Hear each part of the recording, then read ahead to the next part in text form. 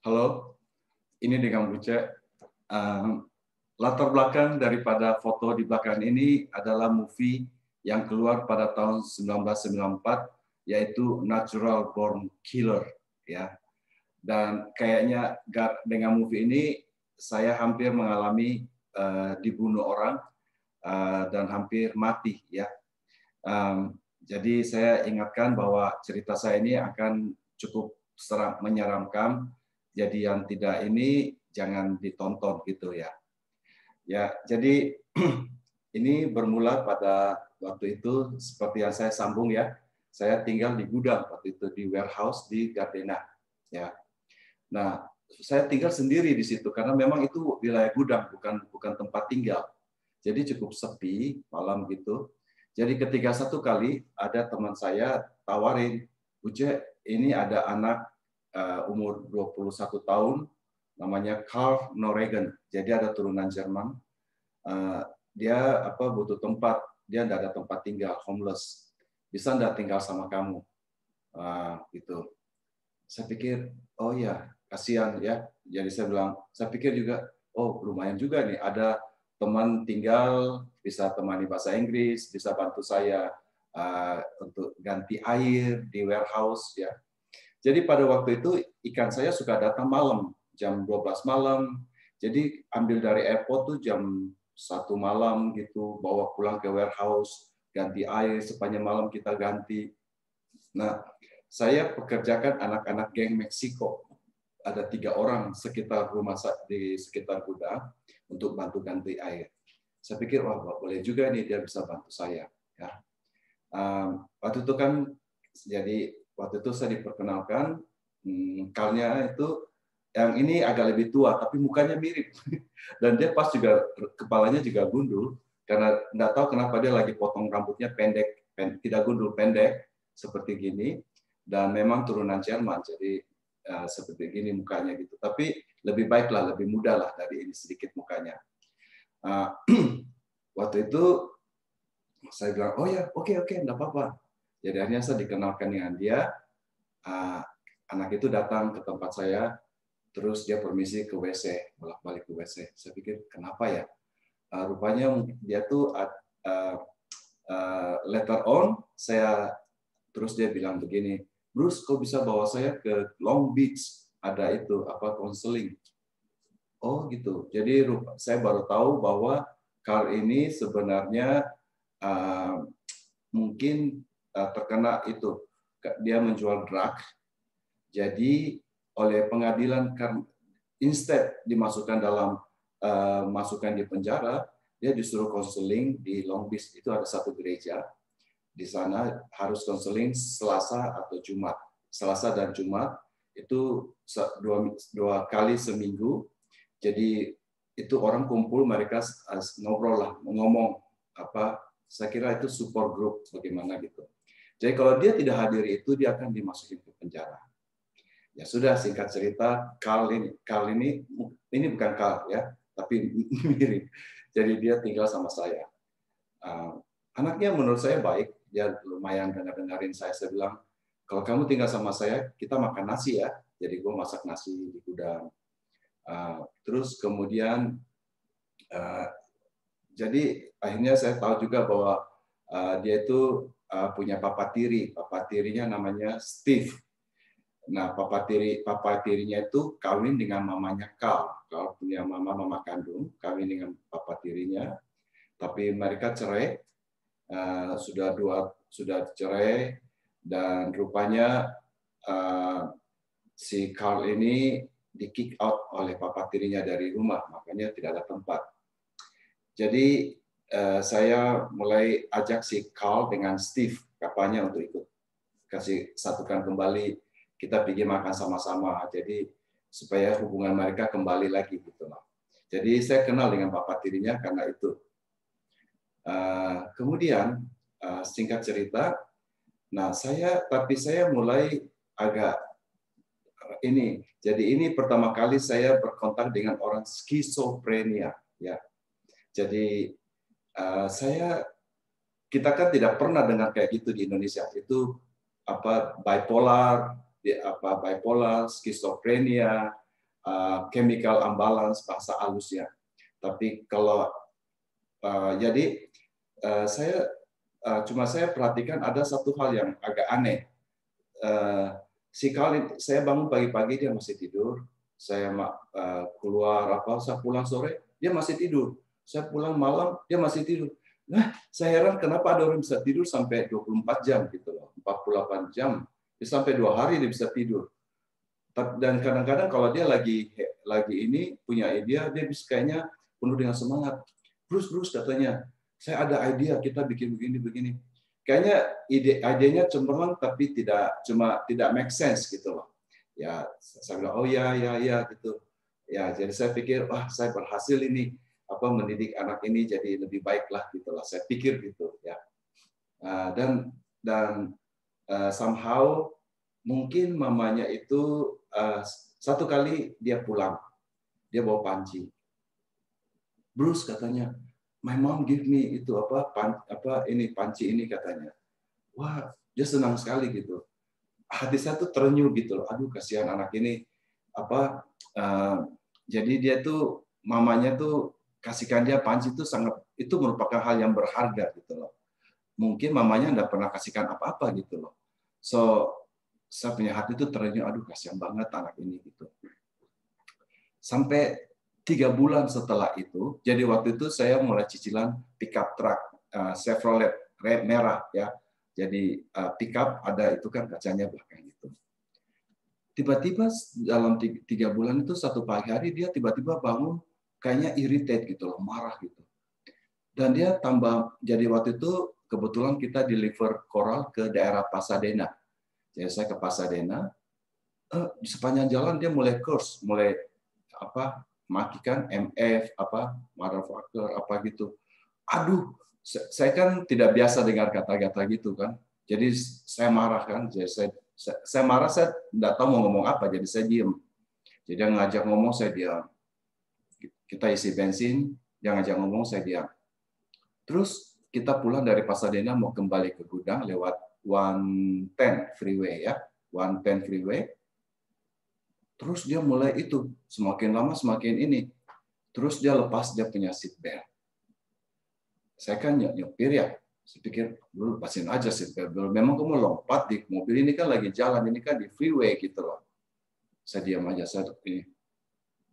Tiba-tiba tanpa ini dia pukul saya punya muka, kan kita nyopir sini kan dia di kanan, dia pukul mata kanan saya. Aduh, saya kaget. Terus saya berhenti di freeway. Saya rem, saya bilang, Kang, what are you doing? Saya kaget banget, saya tidak pernah orang pukul saya seumur hidup gitu loh. Saya tidak pernah berkelahi seumur hidup. Jadi pukul gini saya kaget banget gitu. Saya bilang, terus dia bilang gini, I'm going crazy. Ini dia punya muka kayak begini waktu dia itu. I'm going crazy. Turn on the radio. Aduh, saya kaget banget, jantung saya duduk. Saya turn on the radio. Terus kita jalan lagi. Untung tidak ada apa-apa, saya mendadak di freeway. Kita baru jalan 10 menit, tiba-tiba dia lompat, dia tutup muka saya dengan dia punya tangan, terus dia patahkan saya punya leher. Gitu. Waduh, pada waktu itu saya otomatis tentu mungkin saya rem ya, saya tidak sadar tapi saya rem. Tapi hati saya waktu itu tenang banget, seperti saya tidak khawatir, tidak marah, tidak takut, kayak orang hati yang tenang sekali. Saya cuma tiba-tiba tenang, tiba-tiba saya rasa, loh, kenapa nih tiba-tiba mobil saya sepertinya ada satu ini dan tiba-tiba semuanya hancur. Kaca depan hancur, kaca samping hancur, kaca belakang hancur. Saya bingung, apa yang terjadi gitu loh. Dan saya dengar suara di bak belakang. Si Karl ada di belakang. Saya tidak tahu bagaimana dia bisa terbang menembus kok, bayangin itu loh. Kaca pickup di belakang itu, dia bisa tembus itu dengan halus dan dia ada di belakang. Saya bingung. Saya pikir, kita berkelahi sampai kayak begitu. Kenapa bisa hancur gitu loh? Pikiran saya masih buntu gitu. Terus dia ada di belakang, dia menangis. Aduh, kepala saya berdarah katanya. Mungkin kepalanya kena bentur dengan kaca itu. Jadi dia ini kepalanya berdarah katanya. Tidak terlalu banyak sih, tapi dia bilang gitu, dia pegang sini.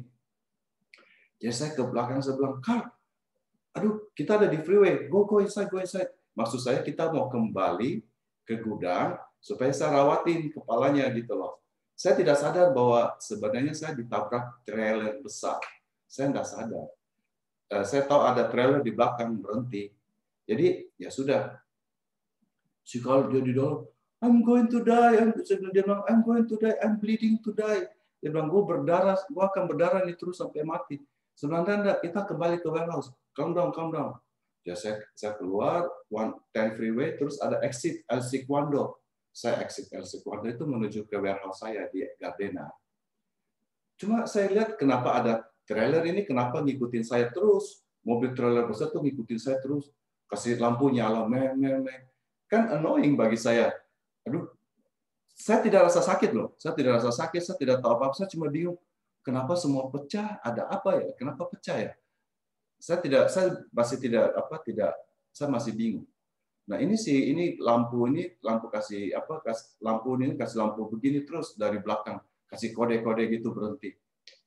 Akhirnya saya berhenti di gas station, terus trailernya berhenti, orangnya turun, terus dia datang ke saya.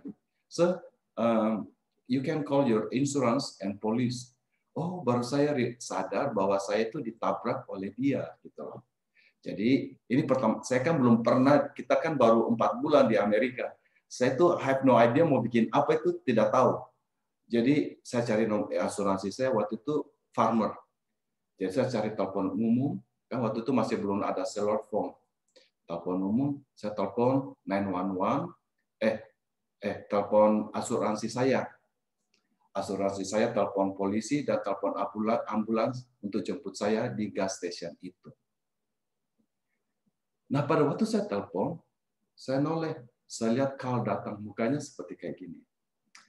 Tiba-tiba mukanya berubah dan dia pegang, dia punya ikat, dia sana dekat ikat pinggang, terus dia dari belakang dia ikat saya punya leher, dia cekek saya, dia mau cekek saya dengan dia punya ikat pinggang. Kamu bayangin badannya lebih besar dari saya gitu loh. Wah, saya kaget banget gitu loh. Nah, saya pikir mau ini, tapi saya takut karena saya merasa bahwa ini bukan Carl, ini ada something gitu, ada kemasukan setan, kayak kemasukan setan gitu, tiba-tiba seperti kemasukan setan, posesif gitu. Mukanya berubah, matanya berubah. Jadi saya ini takut kena kepalanya yang berdarah. Jadi saya berusaha lepasin, hanya saya lari ke dalam ini. Saya tidak mau, dia bilang gini, give me the key. Terus dia mau ambil balok itu besi pipa, kebetulan ada di situ, dia mau pukul gitu. Aduh, saya menghindari perkelahian, saya masuk ke dalam itu gas station. Waktu itu Arco gas station di El Secuando. Sambil saya tunggu polisi gitu. Tidak lama polisi datang, ambulans datang, akhirnya kita dibawa ke rumah sakit, dicek ya. Nah, di rumah sakit saya telepon Steve, papanya. Steve, can you come? Jadinya Steve datang, papanya. Jadi saya bilang, Steve, saya tidak bisa Carl tidak bisa tinggal sama saya lagi. Saya mau malam ini juga kamu ambil barangnya di gudang, ini kuncinya di gudang. Waktu saya kembali ke gudang, saya tidak mau lihat Carl di sana. Bahwa dia punya barang semua dengan Carl kembali, saya tidak akan tinggal. Saya tidak mau dia tinggal sama saya lagi. Gitu. Sudah. Jadi besoknya paginya, jam 10 pagi, Steve muncul di gudang. Dia kembalikan kuncinya. Jadi saya kasihkan cek. Saya bilang ini uang untuk si Carl punya kepala berdarah. Karena saya tahu mereka tidak punya uang gitu loh. Saya bilang ini, terus Steve cerita ke saya. Ternyata ceritanya begini. Steve bilang, Bruce, 2 uncle-nya Carl dari mamanya. Jadi mamanya punya adik. Pada waktu berumur 18 tahun, tiba-tiba seperti switch, jadi seperti lampu yang nyala, berubah gitu loh. mereka bunuh 5 orang, terus commit suicide, terus bunuh diri. 2 omnya itu bunuh diri. Jadi rupanya ini penyakit turunan, namanya skizofrenia atau bipolar. Wah, saya ingat terus dia bilang, kamu tahu, saya tidak pernah cerita kamu, kenapa kita bercerai. Saya dengan mamanya Carl, dia bilang. Dia bilang karena 2 tahun terakhir sebelum perceraian kita, saya harus tidur dengan mata satu terbuka, satu tertutup. Karena tengah malam mamanya Carl itu mau bunuh dia dengan gunting. Kadang-kadang juga katanya, pada waktu mereka jalan di freeway, mamanya itu melompat keluar dari mobil. Gitu. Hah? Saya dengar, wah, ada kayak begitu. Ini kayak movie, tapi saya alami gitu loh. Ada kayak terjadi kejadian seperti itu. Kita di Indonesia nggak pernah dengar hal-hal seperti itu, gitu loh. Dan dia bilang, jadi si Carl ini juga ada bawaannya seperti itu. Dia seharusnya minum obat. Kalau dia tidak minum obat, itunya muncul. Oh, gitu ya. Dia belum kasih saya bahwa dia harus minum obat, dia nggak kasih saya. Jadi dia cuma cerita begitu. Kenapa dia itu karena dia ada skizofrenia gitu ya. Oh, gitu, saya baru tahu. Oke. Ya sudah, singkat cerita dia pulang. Dia pulang 3 hari kemudian saya dapat telepon dari Steve. Halo Bruce, saya bilang, Steve, ada apa? Dia bilang, Bruce, Carl bisa kembali lagi enggak tinggal sama kamu? Oh, saya sebenarnya walaupun dia bikin gitu sama saya tuh tidak somehow tuh saya tuh bukannya marah, benci atau apa, saya malah kasihan gitu loh. Karena saya tahu bahwa anak ini harusnya itu anak yang baik gitu loh. Mungkin karena penyakit aja kayak saya pikir gitu, skizofrenia ini. Jadi saya bilang, si Carl-nya udah oke. Dia bilang, iya sudah oke, dia baik kok, sudah baik kok. Oh saya pikir, oh ya udah kalau gitu. Saya bilang, oke, saya bisa bicara dengan dia. Bisa bicara. Saya bilang, Carl, kamu oke? Yes Bruce, I'm okay. Dia bilang. Saya bilang, oke Carl, why you want to kill me? Saya bilang, kenapa kamu mau bunuh gua nih? Dia bilang, no, I don't want to kill you. Dia bilang, I don't do anything. I don't do anything. Dia bilang. Padahal mata saya tuh udah biru. Mata saya tuh biru karena bekas pukulan itu biru, ya, bengkak biru gitu. Jadi saya bilang, oke, kalau kamu mau kembali, ya, kamu datang besok ya, tapi make sure kamu oke ya. Ya, dia bilang oke. Ya sudah. Besoknya saya tunggu pagi, saya lihat kok belum ada orang, dia nggak muncul, siang nggak muncul, sampai sore belum muncul, sampai malam. Jadi saya sengaja pintunya itu saya tidak tutup, saya tidak kancing, tutup tapi tidak kunci. Nah, saya tidur. Karena memang di gudang itu kan ada gate-nya, jadi ya saya pikir tidak ada orang masuk lah. Jam 2 pagi, saya bangun, saya dengar kenapa ada suara bunyi seperti orang ketik-ketik di komputer. Baru saya ingat, wah, saya punya buku cek ada di bawah nih. Jangan-jangan nanti dia bisa tulis cek, ambil buku cek saya, atau lihat customer saya. Ya saya turun. Saya turun, oh benar, ada si Carl. Sedang, Carl, kamu baru datang? Dia jadi datang tengah malam jam 2 pagi. Dia bilang, yes Bruce. Nah waktu dia bilang gitu mukanya kayak gini, yes Bruce. Terus dia jabat tangan gitu, waduh, saya lihat ini masih seperti Carl yang lama nih, dia masih kerasukan nih, mukanya kayak masih kesurupan kayak gini. Waduh, saya pikir jam 2 pagi di warehouse, dingin-dingin. Jam 2 pagi di warehouse waktu itu agak mulai musim masih dingin, kayak saya kira Maret ya, tapi waktu itu masih dingin udaranya. Terus saya lihat kanan kiri ada pisau untuk ini untuk buka-buka bagnya ikan, itu ada di mana-mana di warehouse itu. Aduh, saya bilang, oh my God, kayaknya hari ini saya mati nih di Amerika, saya pikir. Saya bilang, aduh, saya lihat kanan, sebelah kanan, saya lihat di mana pisau paling dekat. Jadi saya punya pikiran, siapa yang dulu ambil pisau, kita baku bunuh, gitu loh. Jadi siapa yang dulu mati, gitu. Saya sudah lihat, saya lihat paling dekat pisau yang mana, gitu. Jadi saya alihkan pembicaraan supaya dia tenang. Coba, so how you doing, Carl? Saya pura-pura suara saya seperti tidak ada apa-apa, seperti biasa. Padahal jantung saya tuk tuk tak tuk tak tuk. Dia bilang, I'm okay, Bruce. I'm watching movie. I'm watching movie for 7 time. Oh, gitu saya bilang. Oh, saya masih bahagia ya. Oh ya, that's good, that's good. Saya bilang. Oh ya, what kind of movie? Saya bilang gitu. Dia bilang, Natural Born Killer. Oh my God.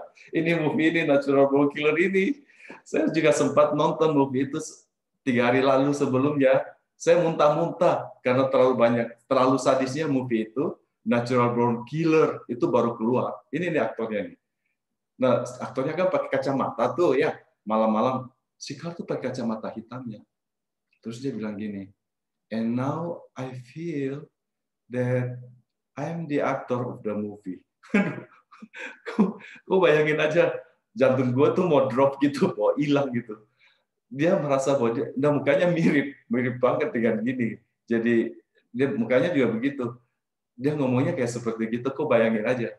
Dia bilang, now I cannot tell the real and the apa yang dia jadi dia tidak bisa tahu yang mana yang real, yang mana yang dream.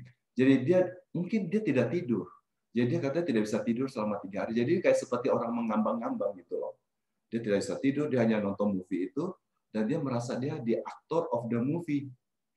Aduh, gua kagetnya, aku bayangin, aku belum pernah mengalami hal kayak seperti gini gitu loh. Saya pikir, ya Tuhan, malam ini saya mati nih. Jauh-jauh ke Amerika, mati di Amerika nih. Aduh, baru 3 bulan di Amerika sudah mati gitu. Saya pikir gitu. Jadi terus saya bilang, so what you dad say? Saya bilang, Papa bilang apa? Si Carl bilang, my dad say don't burn the bridge. Jadi jangan bakar jembatan. Maksudnya kamu jangan membakar jembatan persahabatan dengan Bruce gitu loh. Because you the one who helping me. Dia bilang, karena kamu yang bantu gua nih. Dia bilang, and my dad say, if I kill you, I will go to jail for 15 years. Kalau gue bunuh lu, gue masuk ke penjara selama 15 tahun. Somehow gitu, gue rasa, tapi hati gue tuh tenang banget. Jadi gue tuh tidak benci gitu, nggak tahu bagaimana, gue tidak bisa benci. Jadi gue pikir kalau misalnya pun gue pegang pisau, gue tuh tidak akan bisa tusuk dia. Kemungkinan besar gue yang akan biarkan aku mati gitu. Saya akan mati gitu. Jadi terus saya terangkan diri saya, pelan-pelan saya jalan ke pintu. Terus tiba-tiba saya lompat keluar di pintu, saya kunci pintu dari luar. Terus dia marah. What are you doing? What are you doing? Dia masih begini kan pintu kaca itu kan, kaca kantor. Saya di luar, baru saya sadar is a foolish decision.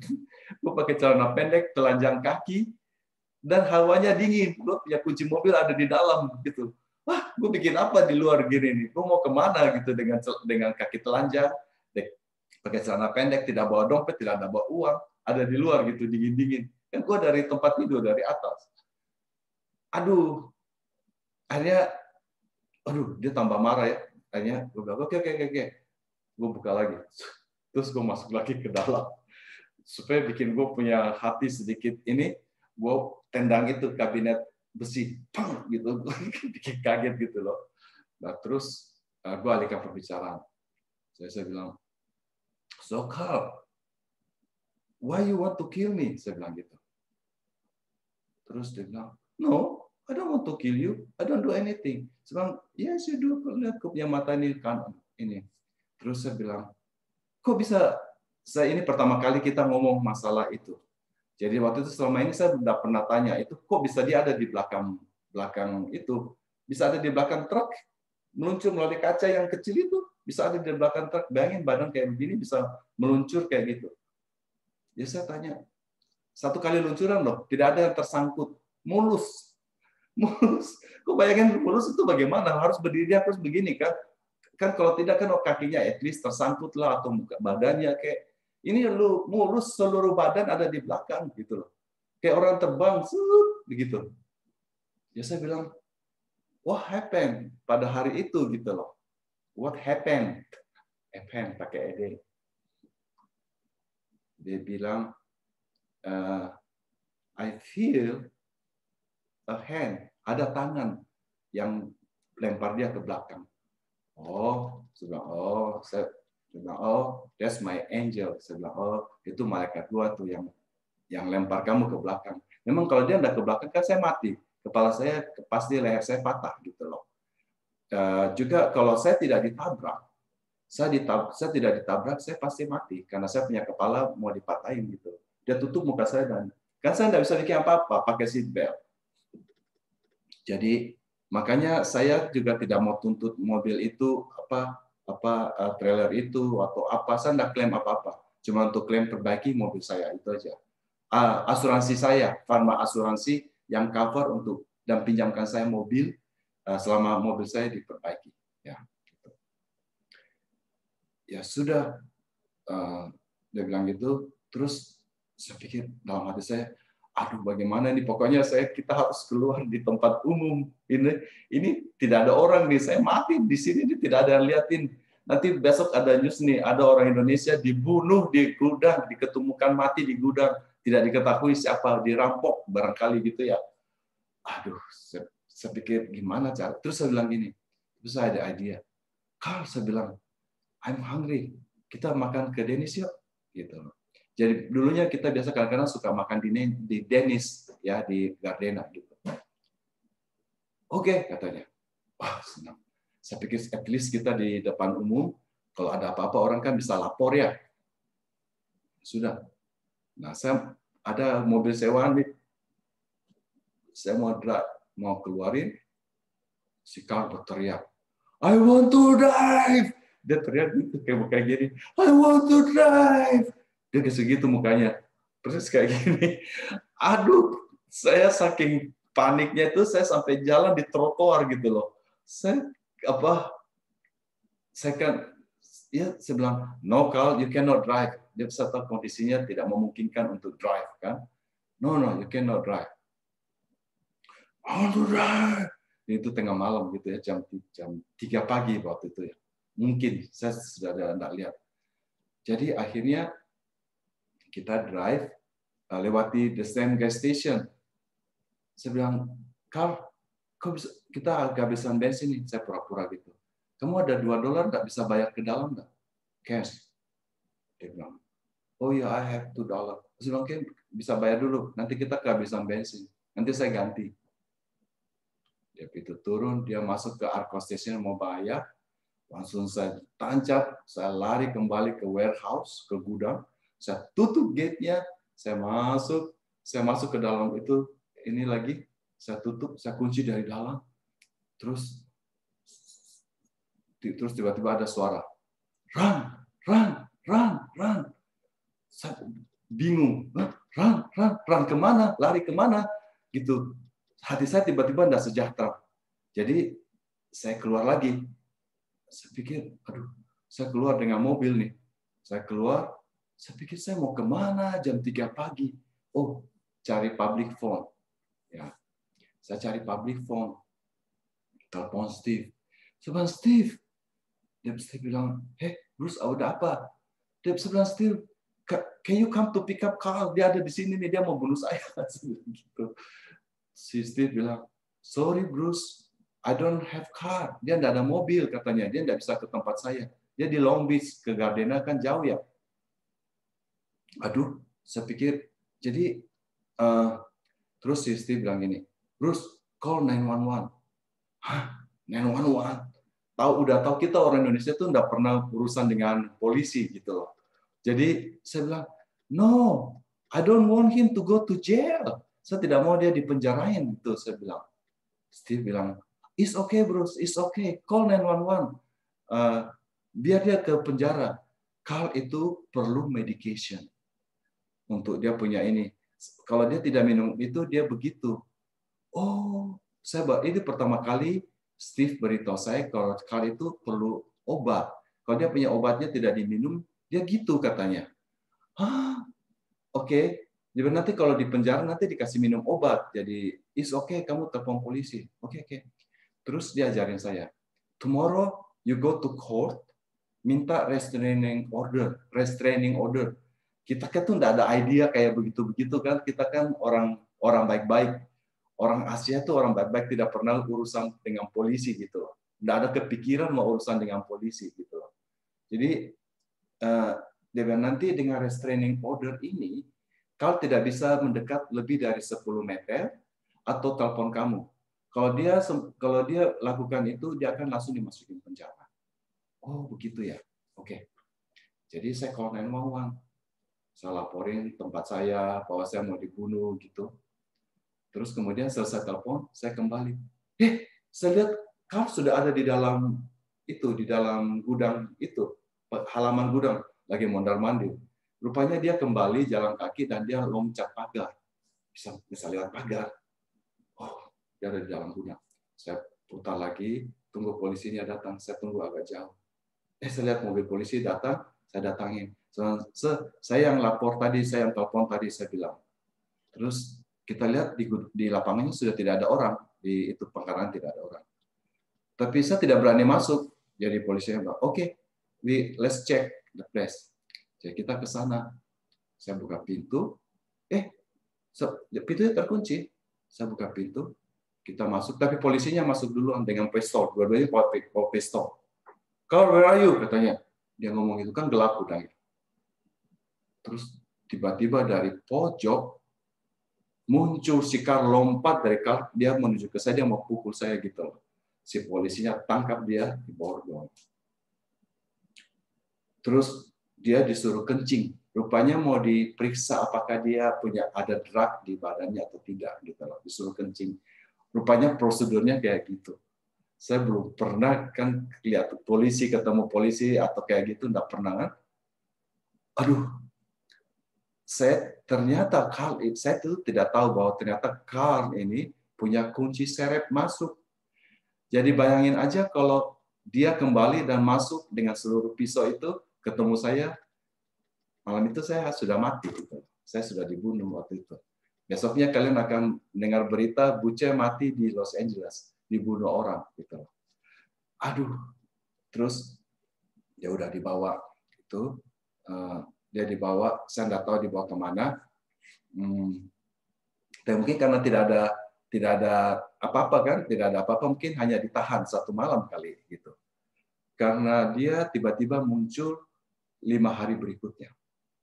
Nah, di dalam between itu, dia kan dapat restraining order nih. Besoknya saya ke pengadilan minta restraining order. Mungkin dia diberitahu dia dapat restraining order. Nah, dia tidak berani telepon.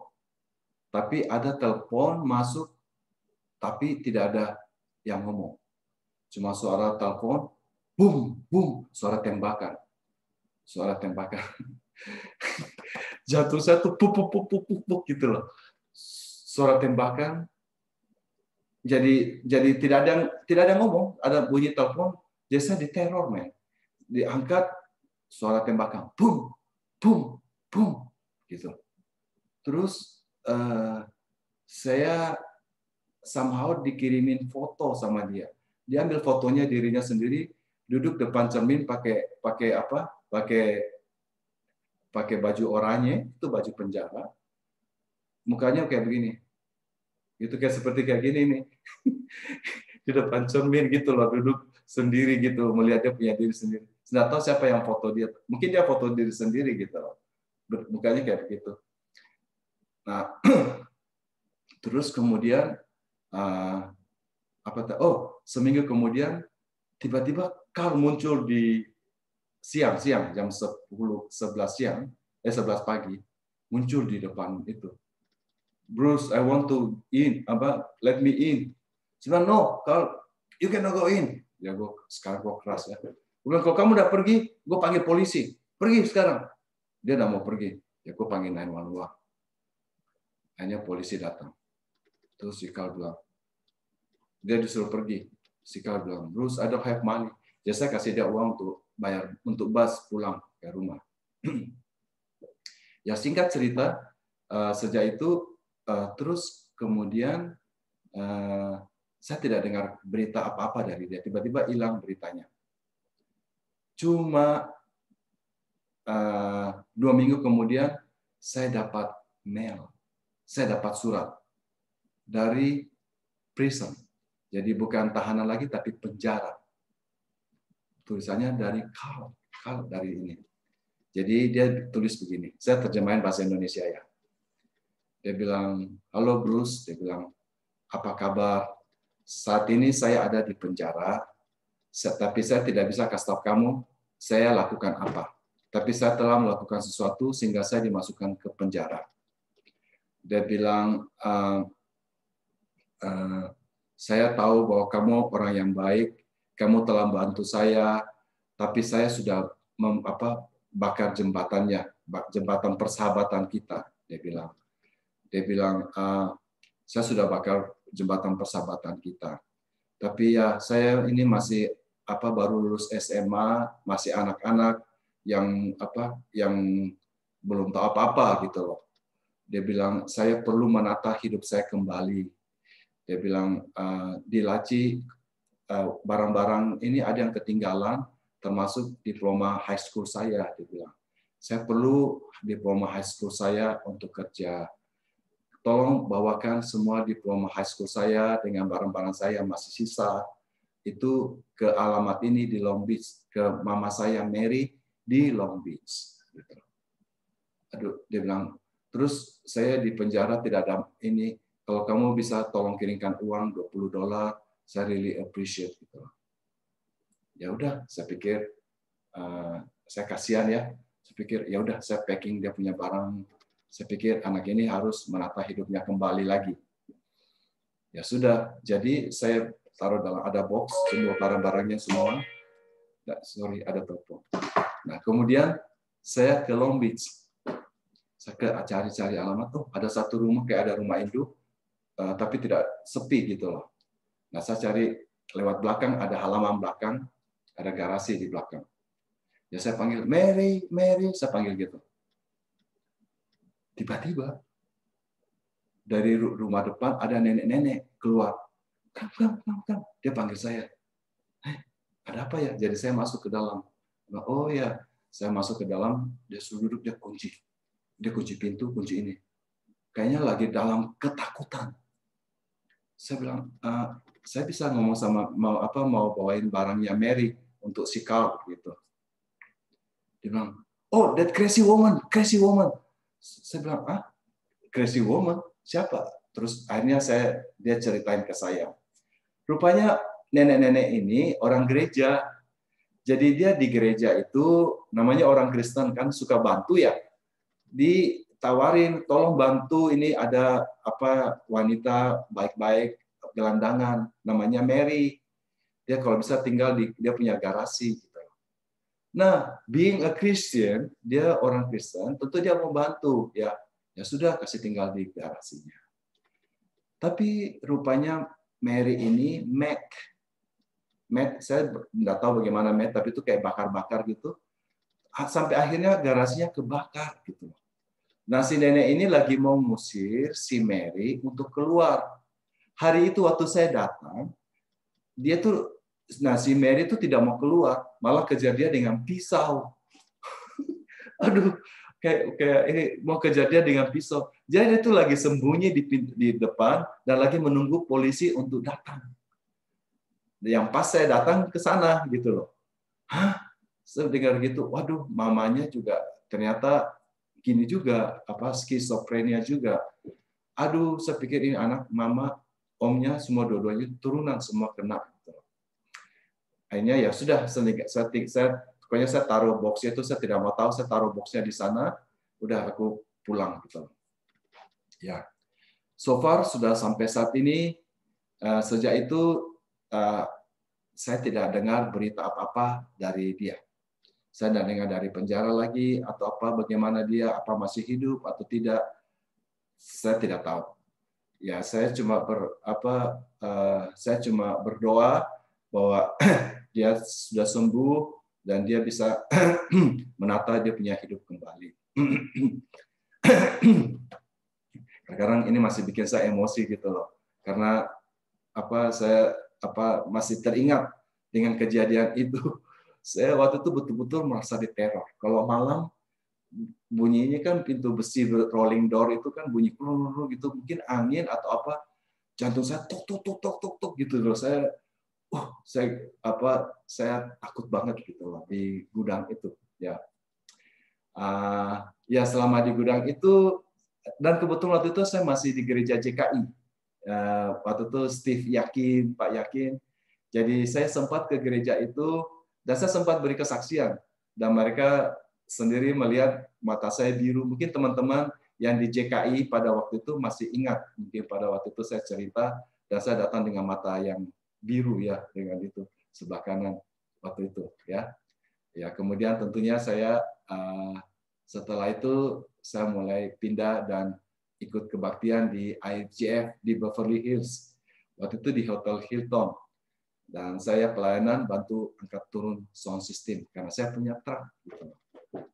Ya, itulah sedikit kejadian saya, kisah hidup saya hampir mati di Amerika. Ya, satu grace of God gitu, bahwa saya masih hidup sampai saat ini, saya masih bisa ketemu sama kalian gitu loh ya. Kalau tidak hampir mati gara-gara natural born killer ya. Terima kasih.